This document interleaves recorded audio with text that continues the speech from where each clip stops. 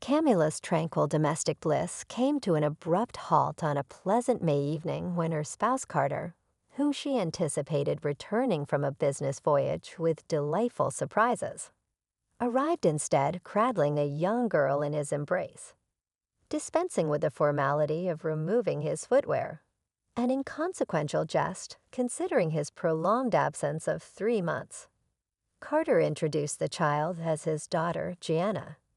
Camilla, clutching a dish containing her husband's beloved fish pie, stood motionless until the dish slipped from her weakened grasp, fracturing into fragments of porcelain. Seeking to restore harmony, Grandfather Benjamin interjected with a conciliatory remark, recognizing the imminent tempest at hand. Remarkably, he evaded the airborne debris. Camilla's only daughter, Abigail, pardoned him and applauded joyously. "Carter, what's going on here? Where did this child come from?" demanded my mother-in-law, Ella. The whole situation had a story as straightforward yet layered as life itself often is. During one of his business trips, Carter had a brief but intense affair that seemed like it would only produce fond memories, but ended up leaving lasting consequences. A pregnancy for a charming woman from the countryside. Carter, being a man of principle, couldn't turn his back on the unexpected news about the new addition to his not yet complete family. He decided to play an active role in raising the child. Regularly, he sent generous amounts of money for the daughter's upbringing. Annually, or sometimes twice a year, Carter went on trips and spent a couple of weeks with his daughter. Fate, cruel and unyielding, decreed that the girl's mother should pass away. Although there were relatives prepared to care for the young girl, Carter firmly believed that she should remain under his roof, raised by him and his compassionate wife. He held on to the hope that Camilla, despite her initial grumbles, would eventually come to embrace Gianna as her own. However, he somewhat overestimated his wife's capacity for kindness. Camilla never went so far as to turn Gianna away, but she found subtle ways to remind the girl that she did not truly belong. These reminders were not crafted with malicious intent, yet they unfolded in a manner where Abigail received the larger share of sweets and the entirety of her mother's warmth and affection. As Gianna matured and became capable of handling more responsibility, Camilla did not hesitate to burden her with an array of household tasks. Gianna tackled these chores with eagerness, as if her diligence might somehow earn the affection she yearned for. Although she and Abigail maintained a peaceful coexistence, the deep, heartfelt connection between sisters was conspicuously absent. 3 decades rushed away. Camilla's 2 daughters blossomed and left the cozy home. Her dear husband Carter was no more, leaving Camilla to discover the harsh reality of solitude. Gone were the days of rising early to prepare a hearty breakfast, and gone too were the warm accolades for her meticulously kept dwelling. The once vibrant household, teeming with mirthful faces, had evaporated into thin air, and the weight of age started to manifest its presence as unknown maladies began to visit Camilla's life, betraying the vigor she once knew. Recognizing that the situation was unsustainable, Camilla one day decided to invite her daughter Abigail over for a visit. As usual, Abigail arrived with her children in tow. They all gathered in the kitchen to enjoy some tea and cake, which Camilla had thoughtfully purchased with her modest pension money. Once settled, mother and daughter engaged in a grave discussion. Abigail paid close attention as Camilla proposed that it might be best for everyone if they lived under one roof. She was well aware that her mother wasn't the typical meddling mother-in-law often joked about. On the contrary, Camilla suggested shyly, "I could be the best mother-in-law ever. I'm here to help out and take care of the kids as much as possible." However, she hadn't anticipated that her suggestion would prompt Abigail to propose a shocking condition. They should sell the parents' apartment and hand over the proceeds to her and her husband. We'll get a bigger place where we all can comfortably live together, Abigail explained earnestly. Besides, Anthony is thinking of upgrading his car. It doesn't suit his job or his status to keep driving the old one, she added.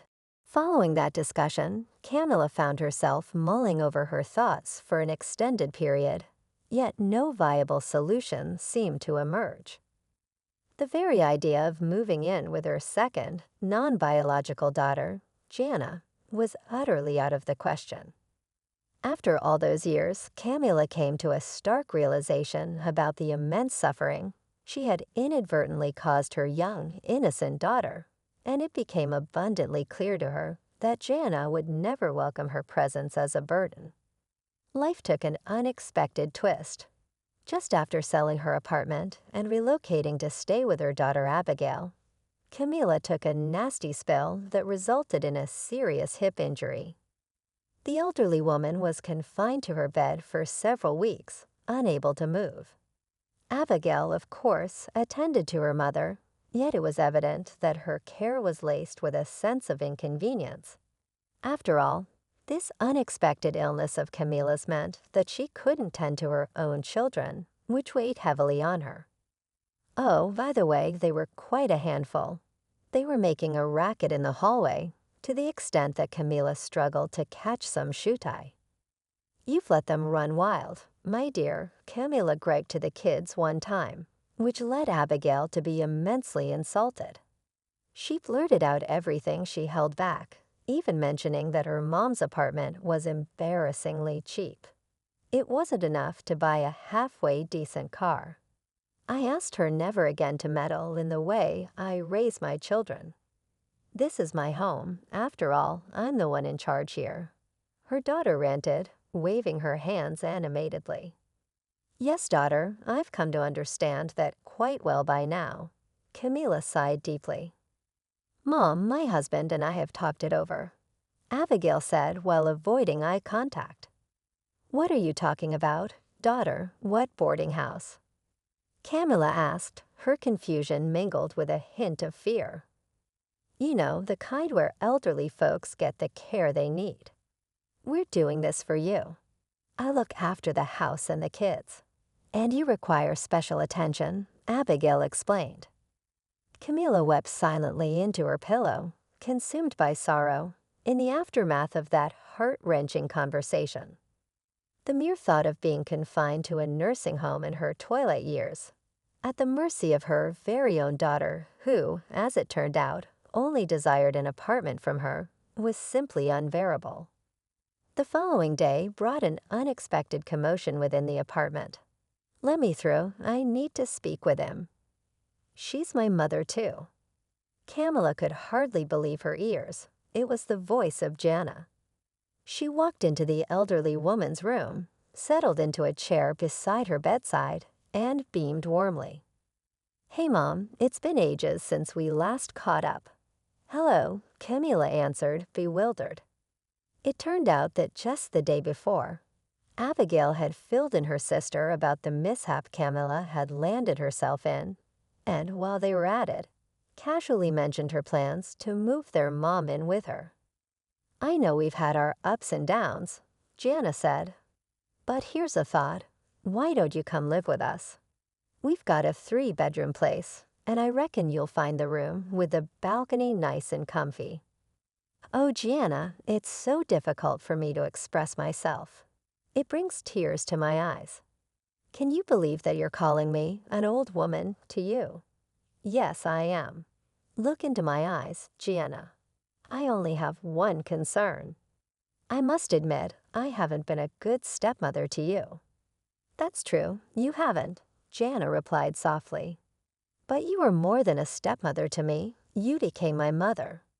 I still remember how you taught me to bake pies, don't I? And how we would laugh together while shaping them. I was so proud when you took me to my first day of school, and I could tell all the kids around me that you were my mom. I'm sorry I didn't come sooner. I just thought you had enough of Abigail. But when she told me everything, I realized I couldn't abandon you." With these words, Camilla burst into tears, and Gianna embraced her tightly. They decided to move together on the same day. As it turned out, Gianna's husband, who Camilla barely knew before, was a remarkably well-mannered and respectable man. He saw Camilla as a friend and made every effort to please her. Finally, Camilla's grandson, who happened to be Gianna's son, had the joy of seeing his grandmother every day. And to everyone's delight, this young boy proved to be intelligent and kind-hearted. Gianna, like Abigail, was a homemaker, yet unlike her sibling, she had the luxury of time to look after their mother. Camilla didn't attribute this to the fact that one had 2 kids while the other had just 1. It simply seemed that children could mature into vastly different individuals. Once Camilla regained her health, a modest bash was set up at Gianna's place. It was an intimate affair meant for only the nearest and dearest. Mother and daughter teamed up to bake a cake, a delightful treat adorned with pastry bears on top and filled with raspberry jam. Camilla was at a loss for words initially, but after her 3rd or 4th cup of tea, she mustered the courage. She revealed that beyond having the apartment, she also had a significant amount of savings squirreled away, and now she wished to gift it to Gianna's family. Her daughter was stunned and began reasoning with her, insisting it was too much to accept. What if we build a country house? We could spend summer vacations there, and the little one could benefit from the fresh air, Gianna's husband proposed. Camilla thought it a sound idea, so that's what they decided to do.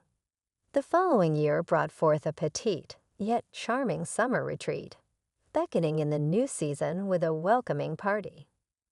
Birch trees and bilberries were tenderly placed on the premises, beautifying the landscape with their presence.